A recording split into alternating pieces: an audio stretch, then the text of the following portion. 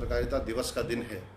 आज ही के दिन कलकत्ता से पंडित युगल किशोर शुक्ल ने हिंदी पत्रकारिता की एक यशस्वी परंपरा की शुरुआत की थी।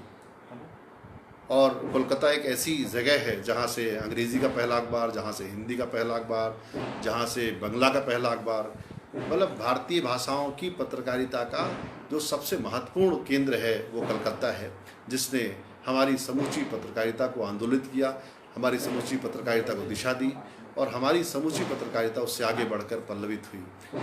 पंडित युगल किशोर शुक्ल एक ऐसे क्रांतिकारी व्यक्ति थे जिन्होंने ये तय किया कि मैं हिंदी का अखबार यहाँ से निकालूंगा और उन्होंने उसका नाम रखा उदंत मार्तंड। उदंत मार्तंड का मतलब ही है उगता हुआ सूर्य, और ये सच में हिंदी पत्रकारिता के सूर्य का ही कलकत्ते से उदय था। उस समय कलकत्ता सारी गतिविधियों का, सारी सामाजिक, राजनीतिक और नवजागरण की गतिविधियों का केंद्र था।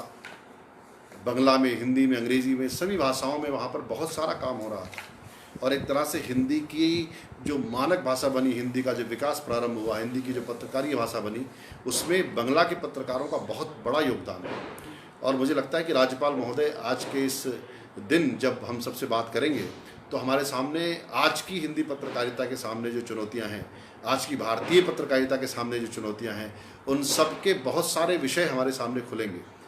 और मुझे लगता है कि आज की जो पत्रकारिता है उसने जिस प्रकार का विस्तार किया है, जिस प्रकार का उसका विकास हुआ है, जिस प्रकार से उसने पूरे देश और दुनिया को आंदोलित किया है। आज हिंदी के जो समाचार पत्र हैं वो सिर्फ भारत से ही नहीं निकलते, पूरी दुनिया के तमाम देशों से निकलते हैं और पूरी दुनिया से हिंदी की पत्र पत्रिकाओं का प्रकाशन हो रहा है। हिंदी के रेडियो चल रहे हैं, हिंदी के टेलीविज़न चल रहे हैं। इन अर्थों में हिंदी जो है एक वैश्विक भाषा बन चुकी है, एक ऐसी वैश्विक भाषा है जिसको पूरी दुनिया के अंदर सुना जा रहा है, समझा जा रहा है, पढ़ा जा रहा है। आज हिंदी सूचना की नहीं, मनोरंजन की बहुत बड़ी भाषा है। आप देख रहे होंगे कि सूचना के साथ साथ मनोरंजन की जो इंडस्ट्री है, मनोरंजन का उद्योग है, उसमें हिंदी रजत पट ने, हिंदी के सिनेमा ने, हिंदी के सीरियल्स ने, हिंदी के मनोरंजन कार्यक्रमों ने किस प्रकार की क्रांति की है। खासकर 1990 के बाद 91 में जब भूमंडलीकरण और उदारीकरण की नीतियाँ लागू हुई इस देश में, उसके बाद से भारत ने अभूतपूर्व विकास मीडिया का देखा है, मनोरंजन उद्योग का देखा है, बॉलीवुड का अभूतपूर्व विश्वास देखा है। आज हम कोई भी निर्माण करते हैं, फिल्मों का निर्माण करते हैं, मनोरंजन सीरियल्स का निर्माण करते हैं, पाठ्य सामग्री का निर्माण करते हैं, तो सिर्फ भारत को ध्यान में रख के नहीं करते, बल्कि पूरी दुनिया को संबोधित करने वाला जो सिनेमा है, पूरी दुनिया को संबोधित करने वाला जो मनोरंजन का प्रोडक्शन है, वो हम कर रहे हैं। और ये अपने आप में बहुत बड़ी चीज़ है कि हिंदी ने अपनी दुनिया कितने कम समय में कितनी बड़ी कर ली है। हिंदी शायद दुनिया की उन भाषाओं में है जिसने बहुत कम समय में, मतलब समझिए कि 100 सालों के इतिहास में हिंदी ने इस प्रकार का अभूतपूर्व विकास किया है। और इसके विकास में सबसे बड़ा योगदान अगर किसी का है तो वो पत्रकारिता का है, पत्रकारिता का है। पत्रकारिता के नाते हिंदी जन जन तक पहुंची, फिल्मों के नाते हिंदी जन जन तक पहुंची। तो सिनेमा और पत्रकारिता दो ऐसे संचार के क्षेत्र हैं जिन्होंने हिंदी के व्यापक होने में, हिंदी को विस्तार करने में, हिंदी को लोगों तक पहुंचाने में, हिंदी को वैश्विक भाषा बनाने में बहुत बड़ी मदद की है। तो मुझे लगता है कि हिंदी पत्रकारिता का आज दिवस मनाते हुए, हिंदी पत्रकारिता का दिन मनाते हुए, अगले 7 दिनों तक हम हिंदी के विविध पक्षों पर बात करेंगे, विविध विषयों पर बात करेंगे। अनेक विद्वान हमारे साथ अगले 7 दिन जुड़ने वाले हैं। काठमांडू से डॉक्टर निर्मल अधिकारी जुड़ने वाले हैं। तंजानिया से में रहकर हिंदी की कहानियाँ लिखने वाली, किस्सा गोई करने वाली प्रियंका ओम हमारे साथ जुड़ने वाली हैं। इंडियन स्कूल ऑफ बिजनेस में प्रोफेसर हैं मार्केटिंग के, प्रोफेसर सिद्धार्थ शेखर सिंह, वो हमारे साथ एक जुड़ेंगे। डिजिटल मीडिया में जिन्होंने बहुत बड़ा नाम किया है, मध्य प्रदेश के गौरव, और कभी मध्य प्रदेश में हिंदी पत्रकारिता का ध्वज लेकर चलने वाले ऐसे वेब दुनिया के पुराने संपादक, नई दुनिया के पुराने संपादक श्री जयदीप कार्णिक हमारे साथ एक दिन रहने वाले हैं। BBC मीडिया एक्शन के साथ लंबा काम कर चुकी, रेडियो में बहुत बड़ा जिनका एक नाम और काम है, ऐसी शेफाली चतुर्वेदी भी हमारे साथ एक दिन रहने वाली हैं। ऐसे बहुत सारे लोग हमारे साथ जुड़ेंगे जो विविध विषयों पर हमारे साथ चर्चा करेंगे और हिंदी की जो व्यापक होती हुई दुनिया है, हिंदी की जो बड़ी होती हुई दुनिया है, उससे आपको परिचित कराएंगे। आपको पता है कि माखनलाल चतुर्वेदी राष्ट्रीय पत्रकारिता विश्वविद्यालय पिछले 30 वर्षों से, लगभग 3 दशक से हिंदी की सेवा में, भारतीय भाषाओं की पत्रकारिता की सेवा में लगा हुआ एक ऐसा संस्थान है जिसने अपने 3 दशकों की यात्रा में अब बड़ी संख्या में योग्यतम मानव संसाधन का निर्माण किया है। और हमारे विद्यार्थी आज देश के सभी प्रमुख मीडिया संस्थानों में, टेलीविज़न मीडिया के संस्थानों में, समाचार पत्रों में, जनसंपर्क के क्षेत्र में, मीडिया और आईटी के क्षेत्र में, लगभग संचार और आईटी की दुनिया में हमारे विद्यार्थी आज नेतृत्वकारी भूमिका में हैं। मुझे लगता है कि ये जो भूमिका उन्हें मिली है, ये जो भूमिका वो निभा रहे हैं, उससे हिंदी की बेहतर सेवा हो रही है, हिंदी की दुनिया बड़ी हो रही है, हिंदी की दुनिया व्यापक हो रही है।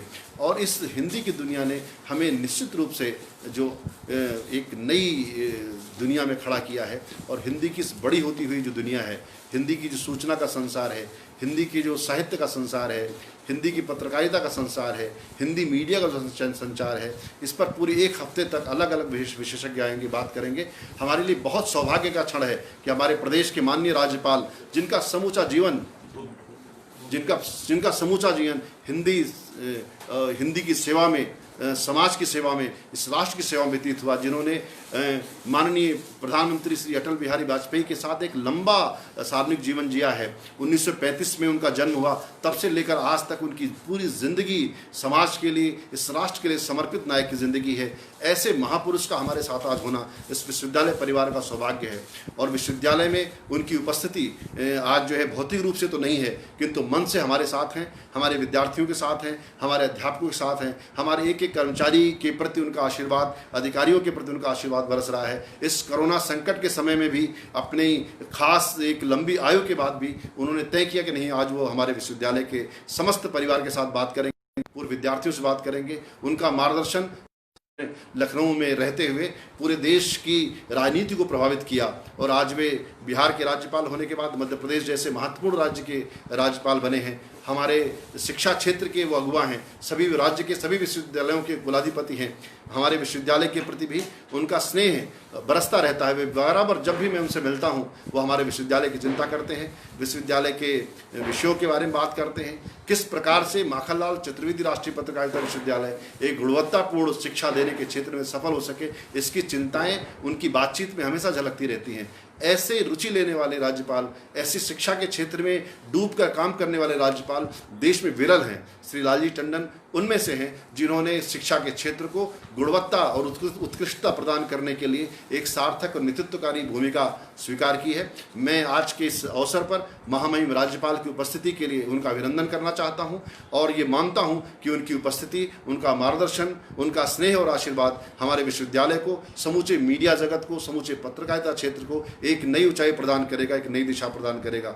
मैं चाहूँगा कि आज के इस अवसर पर महामहिम राज्यपाल हमारे समस्त विश्वविद्यालय परिवार को, मीडिया परिवार को, पत्रकारिता परिवार को संबोधित करें और एक मार्गदर्शन प्रदान करें, जिस पर आगे चलकर आज की चुनौतियां जो उपस्थित हुई हैं, कोरोना के कारण भी उपस्थित हुई हैं, पूरी विश्व मानवता के सामने जो चुनौतियां हैं, उनका सामना करने में कैसे मीडिया सफल हो सकता है, महामहिम राज्यपाल की उपस्थिति हमारा मार्गदर्शन करेगी। मैं आप सबसे आग्रह करूंगा कि आप राज्यपाल महोदय के अभिनंदन में, उनके सम्मान में उनके पूरे व्याख्यान को सुने, उसे नोट करें और उसके बिंदुओं पर विचार करें। आगे चलकर हमें कैसा मीडिया बनाना है, कैसी पत्रकारिता बनानी है, किस प्रकार का भारत बनाना है, क्योंकि ये जो मीडिया है, साहित्य है, संस्कृति है, ये सारे क्षेत्र अंततः समाज के निर्माण के लिए हैं, इस राष्ट्र के निर्माण के लिए हैं। कैसे एक राष्ट्रीय मीडिया की शुरुआत हो सके, कैसे जनधर्मी मीडिया बनाया जा सके, कैसे मीडिया को ज़्यादा मूल्यपरक और लोगों की सेवा में तत्पर किया जा सके,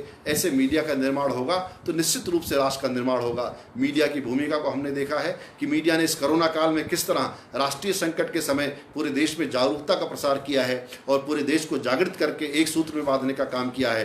कोरोना के संकट से जीतेंगे, सामने जीवन में जो भी प्रश्न हैं उन संकटों से हम जीतेंगे। महामहिम राज्यपाल का मार्गदर्शन हमें प्राप्त हो। मैं चाहता हूं कि महामहिम हम सब का मार्गदर्शन करें और उनके उद्बोधन से दिशा लेकर हम अपने विश्वविद्यालय परिवार को एक नई ऊर्जा से पुनः प्रारंभ करेंगे। नमस्कार। एशिया के प्रथम पत्रकारिता विश्वविद्यालय माखनलाल चतुर्वेदी राष्ट्रीय पत्रकारिता एवं संचार विश्वविद्यालय परिवार के शिक्षकों, अधिकारियों, कर्मचारियों, विद्यार्थियों एवं गणमान्य पत्रकार बंधुओं के साथ इस तरह जुड़कर मुझे बहुत खुशी हो रही है। इस विश्वविद्यालय का नाम जिस महान व्यक्तित्व से जुड़ा है वो सही अर्थों में एक भारतीय आत्मा थे। हिंदी पत्रकारिता जगत में ऐसे विरल योद्धा, पत्रकार और साहित्यकार जिन्होंने स्वतंत्रता संग्राम को अग्रणी भूमिका निभाई, आज मिलना दुर्लभ है। स्वाधीनता के पूर्व अपनी कलम और वाणी से माखनलाल चतुर्वेदी जी ने एक पूरे युग को आंदोलित किया और आज़ादी के बाद वह हम सबको राष्ट्र उत्थान के लिए प्रेरित करते रहे। उनकी चारित्रिक दृढ़ता और वैचारिक प्रतिबद्धता अद्भुत थी। बहुत संवेदनशीलता के साथ उन्होंने भारतीय समाज के समक्ष उपस्थित सवालों के जवाब खोजे। अपने समाचार पत्र कर्मवीर और पत्रिका प्रभा के माध्यम से उन्होंने जो अलग जगाई उसे हम सब याद करते हैं। ये बहुत स्वाभाविक ही है। उनके सम्मान में मध्य प्रदेश सरकार ने इस महत्वपूर्ण विश्वविद्यालय की स्थापना की है, जिसके 3 दशक पूरे हो चुके हैं। इस लंबी अवधि में गौरवशाली यात्रा में आपके विश्वविद्यालय ने देश भर के समक्ष मीडिया कर्मियों, संपादकों, सूचना और प्रौद्योगिकी के प्रबंधकों की एक बड़ी श्रृंखला तैयार की है। इस महत्वपूर्ण योगदान के लिए मैं पूरे विश्वविद्यालय परिवार को बधाई देना चाहता हूँ। भारतीय पत्रकारिता के लिए ये गौरव का दिन था जब कलकत्ता से श्री युगल किशोर शुक्ला ने उद्दंत मार्तंड नामक समाचार पत्र की शुरुआत की थी। आज भाषाई पत्रकारिता जिस तरह विकसित हुई है उसे देखकर अपने पुरखों की संघर्ष का स्मरण को सहज हो जाता है। शिक्षा का उद्देश्य मनुष्य का निर्माण और मनुष्यता के विस्तार में है। असली शिक्षा वही है जो जीवन युद्ध से जूझने और संकटों के समाधान करने का हौसला देती हो। पत्रकारिता भी लगभग इसी तरह की का कर्म है। एक पत्रकार अपने समय के प्रश्नों से जूझता है, उनसे टकराता है, उनसे ठोस और प्रासंगिक जवाब खोज कर लाता है।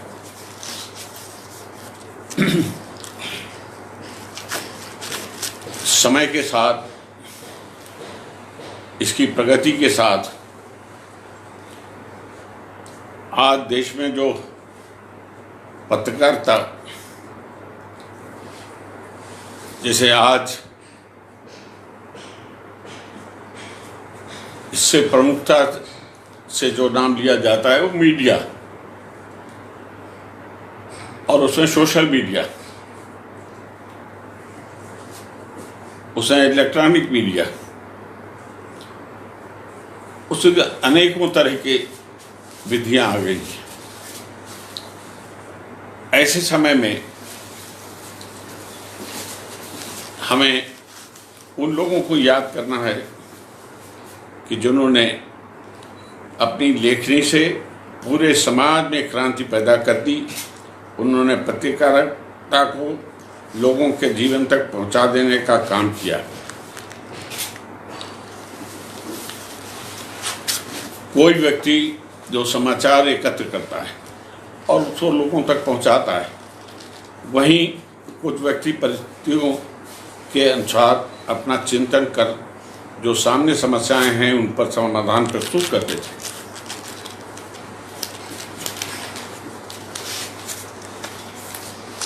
उनमें उनको मैं नमन करता हूं। जिन महानुभाव का यहाँ तक पत्रकारिता को पहुँचाने में योगदान रहा है,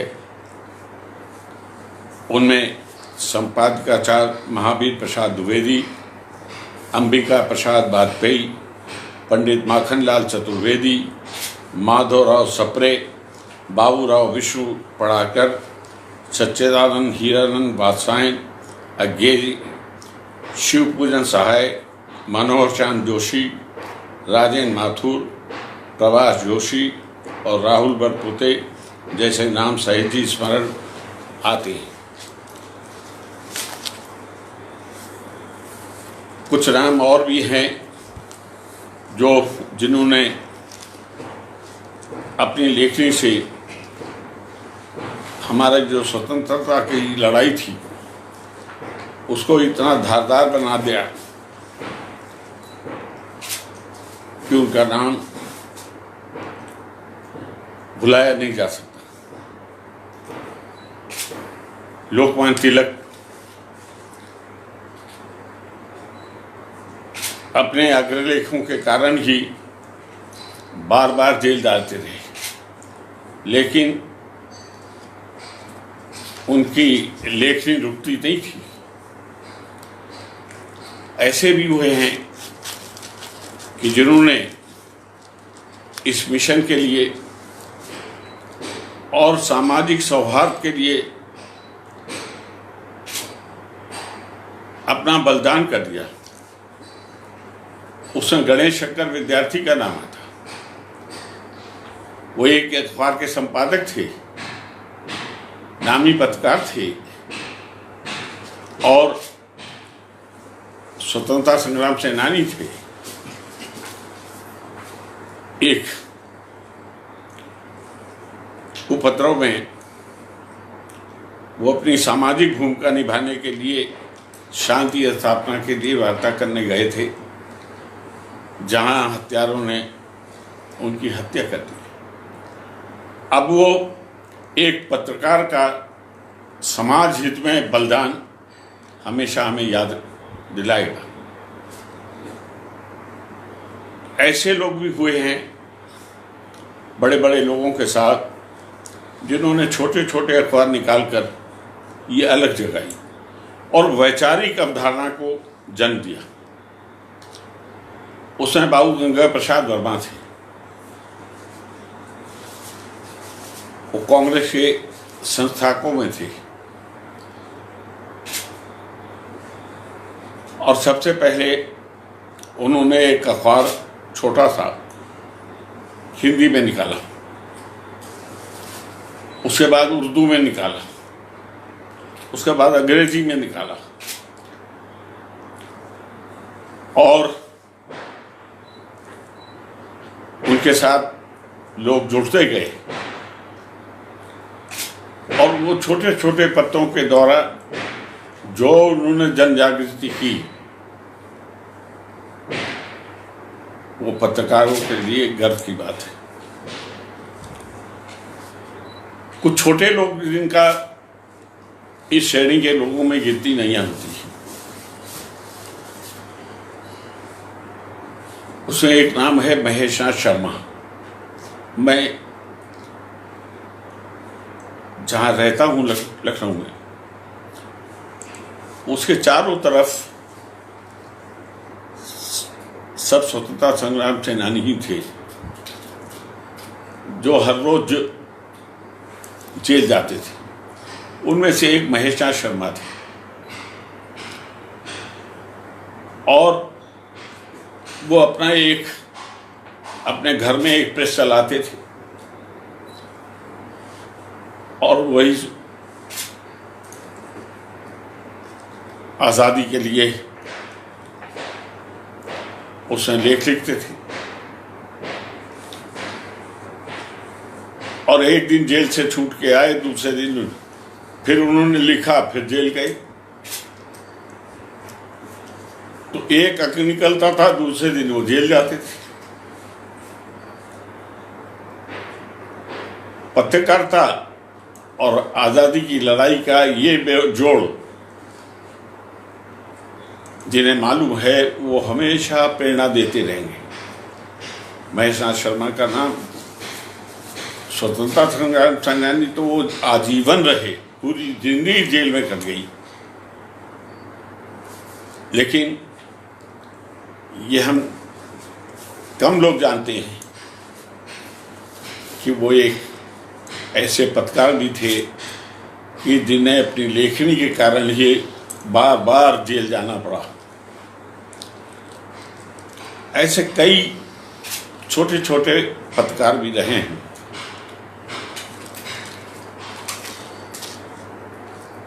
अब युग बदल रहा है। एक समय पत्रकारिता एक मिशन थी जो केवल अपने कोई आर्थिक लाभ के लिए नहीं, कोई नाम और शोहरत के लिए नहीं, बल्कि अपने भावनाओं को लोगों को तक पहुंचाना। और वो भावनाएं स्वाभाविक हैं कि वो समाज की विकृतियों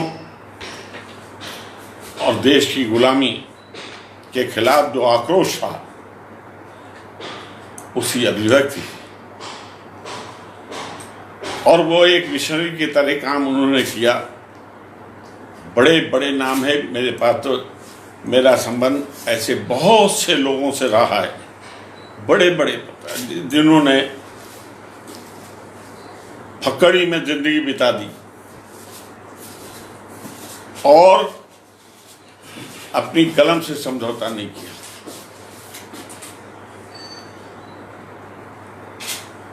क्योंकि पत्रकार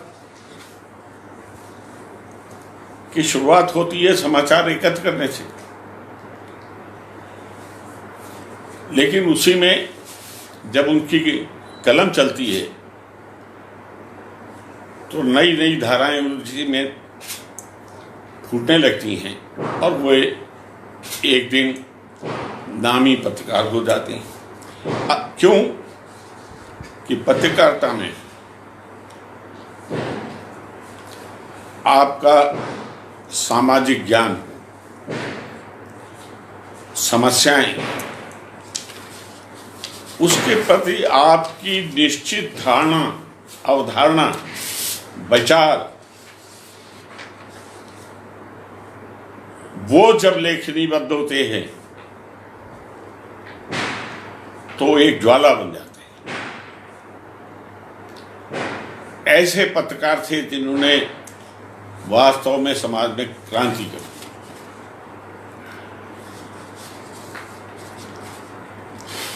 बीच में एक समय ऐसा आया था कि जब समाचार पत्रों पर सेंसर हो गया था, वो लिख नहीं सकते थे।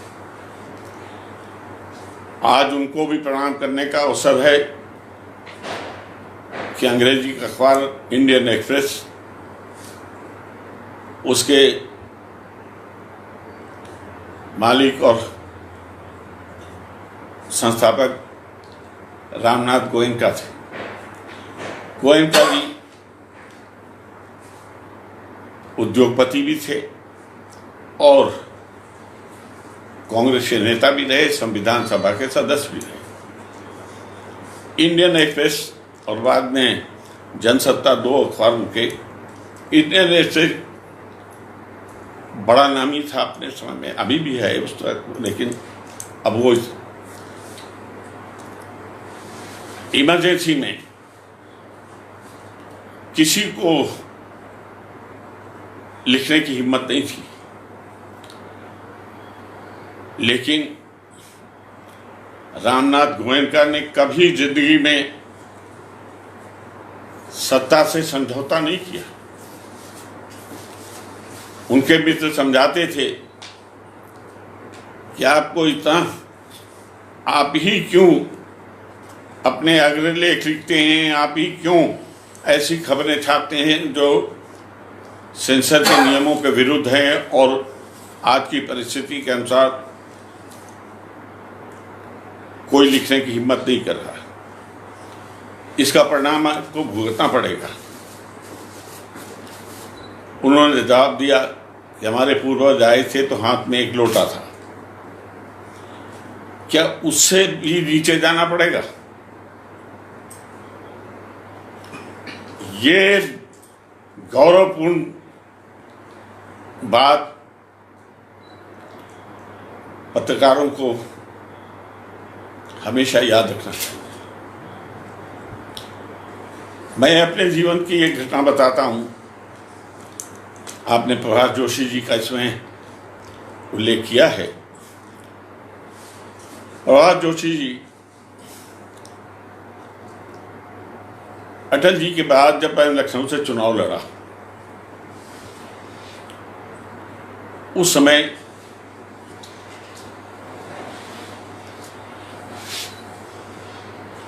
एक समाचार पत्र जिसकी बड़ी अच्छी रिपोर्टेशन थी और हम लोगों से उनका बड़े अच्छे संबंध थे, लेकिन जो हमारे खिलाफ प्रत्याशी लड़ रहा था वो बहुत धनवान था और बाकी तो जो उसने खर्च किया वो लखनऊ के इतिहास में कभी नहीं हुआ। लेकिन वो अलग बात है, वो उसका मिसकॉन्डक्ट था। लेकिन एक अखबार ने करोड़ों रुपए में उनसे सौदा कर लिया।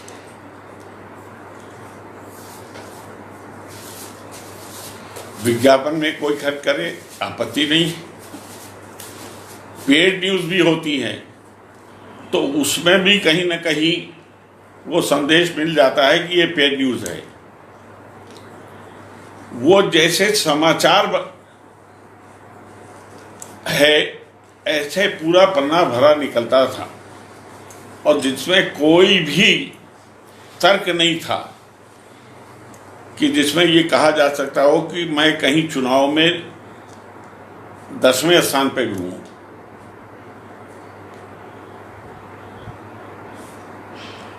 जब मैंने देखा कि अब तो ये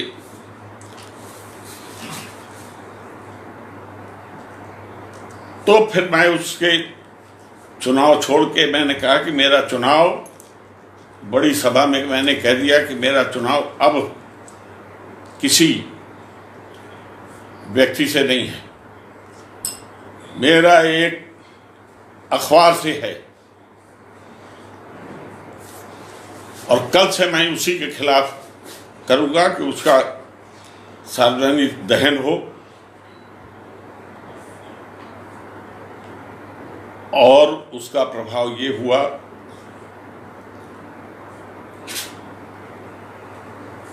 कि उनके सभी लोग मेरे पास आए और उन्होंने कहा कि हमारी पॉलिसी बन गई है कि हम ये पेड न्यूज की, तो आप कुछ दे दीजिए, हम कोई रकम की बात नहीं कर रहे, कुछ दे दीजिए, नाम मात्र के लिए दे दीजिए। मैंने कहा मैं एक पाई नहीं दूंगा। और फिर वो दूसरे अखबारों ने जो उस अखबार के खिलाफ लिखना शुरू किया तो अपने आप धारा बदल गई। प्रभाष जोशी का नाम मैं इसलिए ले रहा हूं कि चुनाव के बाद वो मेरे पास आए और उन्होंने सारी बात की और उन्होंने कहा कि टंडन जी, मैं चाहता हूं कि इस प्रथा के खिलाफ मुझे संघर्ष करना चाहिए।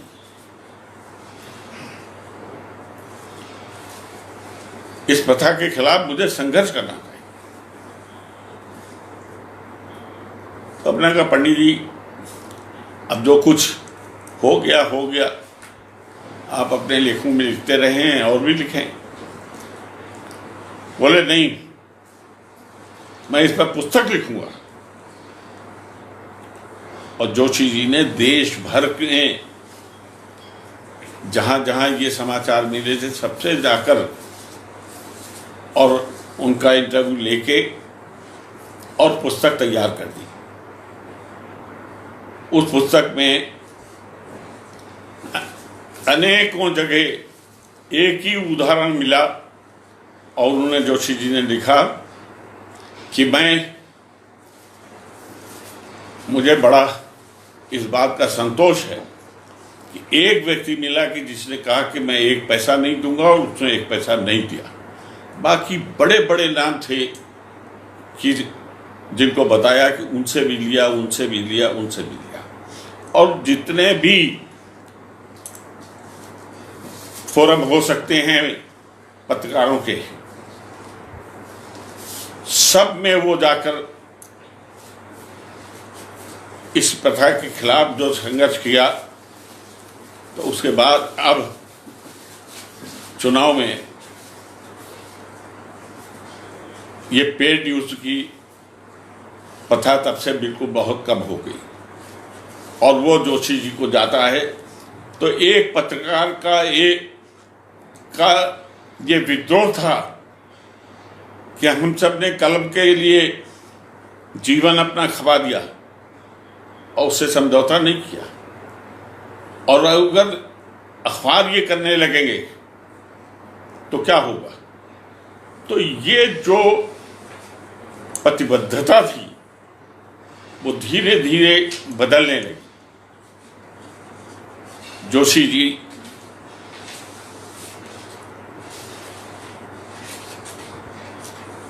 मुझसे चाहते थे कि मैं कुछ उस पर और लिखवाऊं, लेकिन उन्होंने कहा अब क्षमा करिए, वो पुस्तक है मेरे पास। लेकिन उन्होंने तो आज वो घटना तो हुई, वो अलग बात है, लेकिन एक पत्रकार का ये संकल्प कि इस प्रथा को मैं मिटा के रहूंगा, अब उन्हें प्रणाम करने की तो इच्छा होगी, उनसे प्रेरणा ले कितनों को मिलती होगी जो स्वच्छ पत्रकारिता के लक्ष्य को पाना चाहते हैं। तो मित्रों, आज जो स्थिति है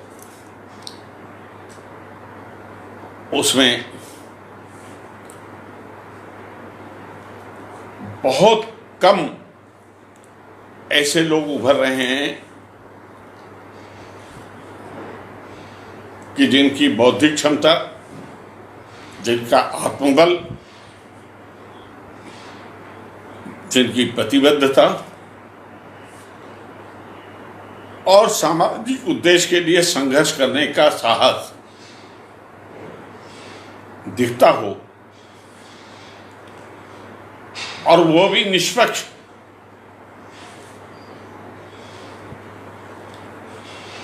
तो बहुत कम लोग मिले। आपका विश्वविद्यालय अगर इसमें कुछ कर सकता है तो अब मेरा तो बहुत बड़े बड़े ऐसे जो श्रद्धा के पात्र हैं, ऐसे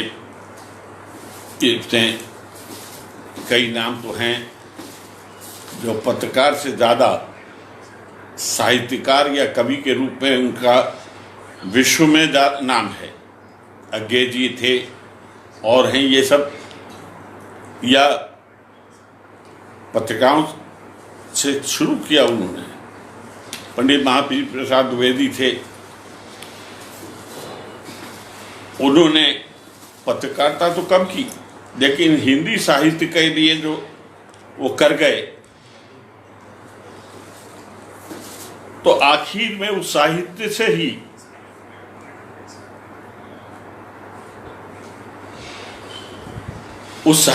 ही जो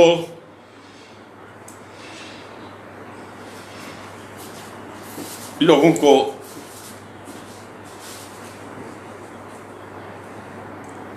ज्ञान मिल रहा है।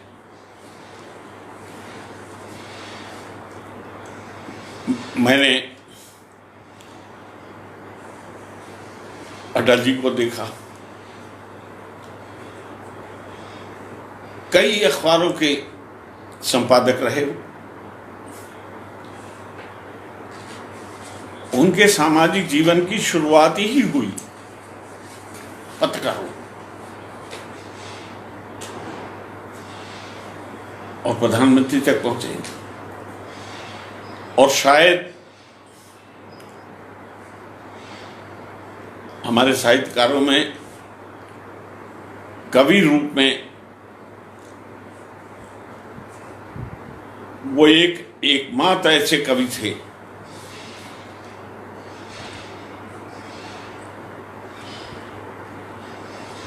कि जिनका सामाजिक, आर्थिक और आध्यात्मिक चिंतन जो था, चाहे वो उनकी लेखनी से लिखा हुआ किसी अखबार का अग्रलेख हो और चाहे किसी कविता की पंक्तियां, वो सारे उसमें उनको अलग खड़ा कर देती। तो ऐसे तमाम नाम हैं। ये चूंकि मैंने पंडित दीनदयाल जी को देखा, अपने हाथ से अखबार निकालते थे और खुद ही लिखते थे, खुद ही एडिट करते थे, खुद ही उसे जो है कंपोज करते थे। और एक कर्मचारी था, वो मशीन चलाता था हाथ से। जिस दिन वो नहीं आता था तो स्वयं ही छापते थे, छापते छापते बेहोश हो गए। ये आज दुनिया में अंत्योदय के नाम से जो इस देश में हो रहा है वो दीनदयाल जी की देन है। लेकिन मूल उनका पत्रकारिता हुआ।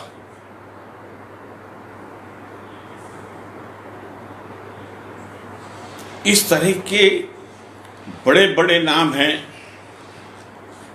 जो पत्रकारिता से जिनका जीवन शुरू हुआ, फिर कोई प्रधानमंत्री बन गया, कोई मंत्री बन गया, कोई बड़े पदों पे पहुंच गए, कोई साहित्यकार बन गया। तो ये स्रोत भी है और ये संग्रह करने का भी स्थान है। हम उनसे अगर कुछ सीखते हैं तो उसको संग्रह भी करने की जरूरत है। जब वो संग्रह हमारे पास होगा तो हमारी जो अंतर चेतना है अपने आप उससे मिल जाएगी और वो लेखनी समाज के लिए ज्वाला बनकर प्रकट होगी। मेरी शुभकामना है कि जो सुन रहे हैं, जो इसमें भाग लेंगे, जो इसमें चर्चा करेंगे, वो इन बिंदुओं पर विचार करेंगे कि आज के बदलते हुए ज़माने में आपकी भूमिका में क्या परिवर्तन होना चाहिए।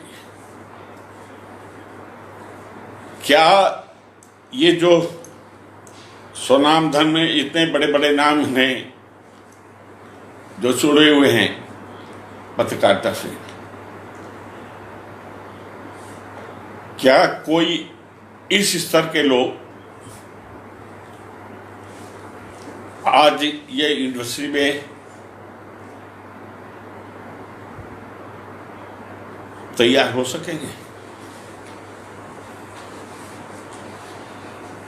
तो हमें उस तरफ अब जाना है और ये विश्वविद्यालय का काम भी है कि वो मानव मूल्यों के आधार पर समाज के वंचित वर्ग पे और राष्ट्र की सुरक्षा के ऊपर जिनका चिंतन नहीं है, जिनकी कलम चल नहीं सकती है, कहीं ना कहीं उसके ऊपर कलम के ऊपर कोई बाधा है, वो सफल पत्रकार कभी नहीं बन सकते। मुझे क्षमा करिएगा। मैं इन सबको के साथ सभी बंधुओं को, आज पत्रकारिता दिवस है। आज जो सुन रहे होंगे उन सबको मेरा ये है कि अपना इतिहास जो आज आपको धरोहर के रूप में मिला है पूर्वजों से, उसको एक बार पलट कर देखिए और उनके संघर्ष को देखिए, उनकी वैचारिक प्रतिबद्धता को देखिए और उसमें से एक नया रास्ता निकालिए। आज की आवश्यकता है। एक ज़रूरत और है कि सोशल मीडिया के नाम पर जो दुरुपयोग हो रहा है, जो उसके अंदर बेहूदियां आ रही हैं, जो गलत बयानी आ रही है, उसको रोकने में भी आपकी कलम सक्षम हो, उस दिन ये से हमारा उद्देश्य सफल होगा। आप उस सफलता को प्राप्त करें। आज के दिन आपको यही मेरी शुभकामनाएं हैं। धन्यवाद।